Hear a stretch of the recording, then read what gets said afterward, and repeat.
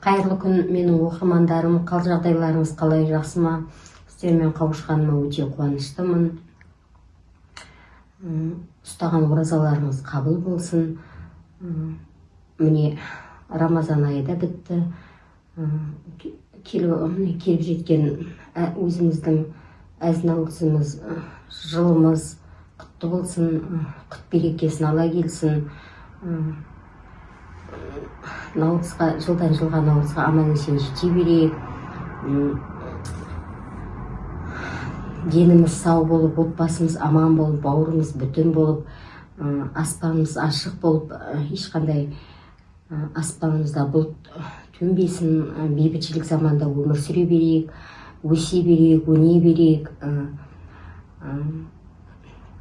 Үйіміз жанға толсын, ауламыз малға толсын, дастарханымыздан ақ кетпесін, нанымыз кетпесін, уайым қайғы жоқ болсын. Қазақ елі, әр қазағым бай болсын, бай қуатты болсын, деніміз сау болып, әр қазағым қарызсыз, кредитсіз өмір сүруге Алла тағала нәсіп етсін. Келіп атқан міне жылымыз тағы да құтты болсын, құт берекесін ала келсін.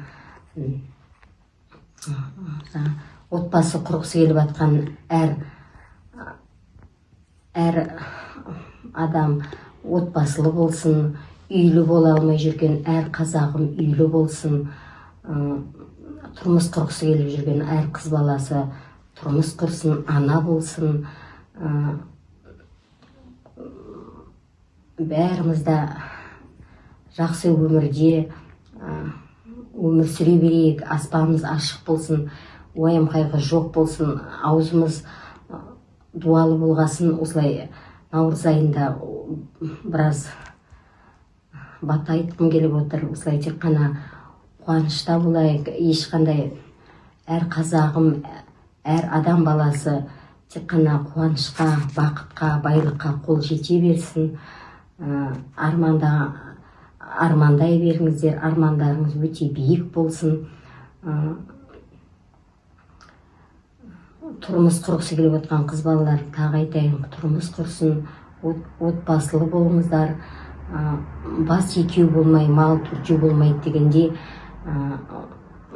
әр нәрсенің де уақытында болған жақсы. Отбасы да, ана болу уақыты да, бәрі де Алла бейжелеген өзінің уақыты бар, сол бәрі уақытында болған жақсы. Атам қазақ айтқандай, өлімнен басқасының бәрі ерте болған жақсы дегендей, бәрі уақытында болған жақсы. Сондықтан бәрінің уақытында болған жақсы. Наурыз тағы да құтты болсын. Күніміз едәуір жылып кел жатыр. Жер анамыз оянып кел жатыр.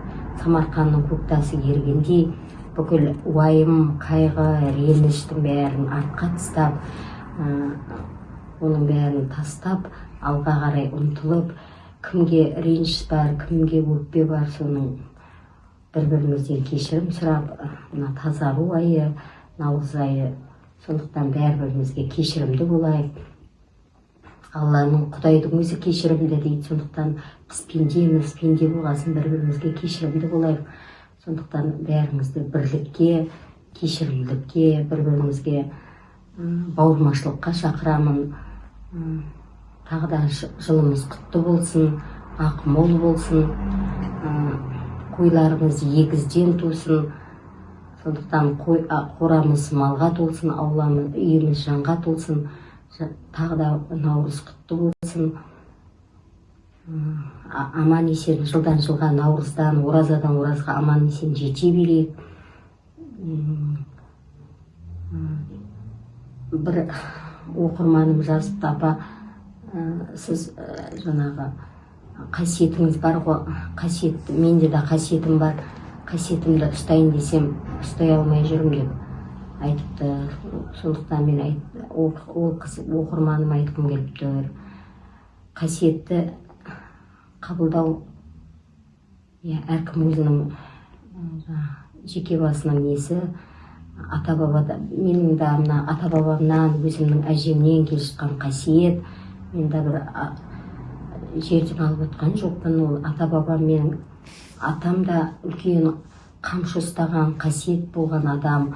Одан нағашы әжем де солай болған, емдеген, үлкен шөптермен емдеген адамдар болған. Сондықтан ол менің қанымда бар нәрсе. Сондықтан бәрі атам қазақ, баяғыдан емдеген, баяғыдан қасиетті болған. Біздің өзіміздің қазағымыздың бәрі солай қасиетті, өзіміздің ДНК-мыздан келе жатқан зат. Ол біз деген аспаннан алып тұрған затымыз емес, ол деген өмір бойы өзіміздің қанымыздағы бар зат. Жеті ата, жеті әже, жеті ата, жеті нағашы әже, жеті нағашы атамыздан келе жатқан нәрсе. Сондықтан ол қасиетіміз, ол баяғыда қанымызбен, ата баба қанымыздан келе жатқан зат. Сондықтан ол біз бір ештеңені алып жатқан жоқпыз. Ол қамшында, құран ұстасақ та, құмалақ ұстасақ та, карта ашсақ та, бал ашсақ та, ол өзіміздің баяғыда ата бабамыздан келе жатқан нәрсе. Сондықтан ол маған құмалақ ашқанда да ол келіп тұрған қасиет, айтқым келетін сөз, бәрі сол ата бабамнан, қанымнан келе жатқан зат. Сондықтан ол менің өзім тағы айтам, өзімнің мамам жаңағы бір тылсым күшпен келген, өзімнің нағашы әжем бөпе көтере алмай біраз жерге барып, ол кездің заманы мынандай заман емес, эко деген жоқ, ата баба аруақ бәрін жағалап, сондай өздері өте қасиетті адамдар болған. Сондықтан ол сол тылсым күшпен пайда болған бала менің мамамның өзі. Сондықтан бізге ол тылсым күш, оның бәрі бізге бүгін келген зат емес, біздің ата бабамыздан бәрінің қайнап келе жатқан, біте қайнасып келе жатқан заттар, тылсым күш деген. Сондықтан оның бәрі біздің ата бабамыздан келе жатқан заттар. Сондықтан ол бізге тылсым күш та, карта да, құмалақ та менің ата бабамнан келе жатқан заттар. Сондықтан ол қызыма да, оқырманыма да айтқым келіп тұр, қасиет құшып жүрсе, қыспақтап жүрсе, қасиетіңді ата бабаңнан келе жатқан зат. Ол сондықтан ол біздің қазақтың қанында бар, ол құмалақ та, бәрі де біздің қазақтан о баста келе жатқан заттар. Сондықтан оқырманыма айтқым келеді, ешқандай ештеңеден қорықпай, өз қасиетіңді ашып, өз жолыңды түсіп, өзіңді қабылдап, сондықтан солай жұмыс істеп, ештеңеден қорықпай, өзіңмен жұмыс істей беруіңе мен саған тілекшімін.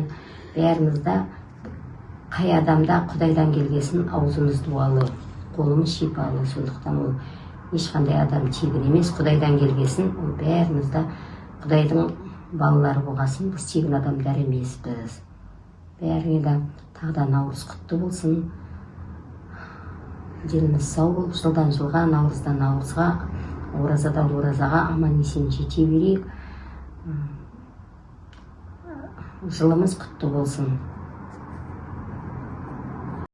Бәріңізге де рахмет. Маған подписка жасаңыздар, лайк басыңыздар, комментарий жазыңыздар. Келесі кездескенше күніміз ашық болсын, аспанымыздан бұлт төнбесін, бейбіт өмірде кездесе берейік. Әумин.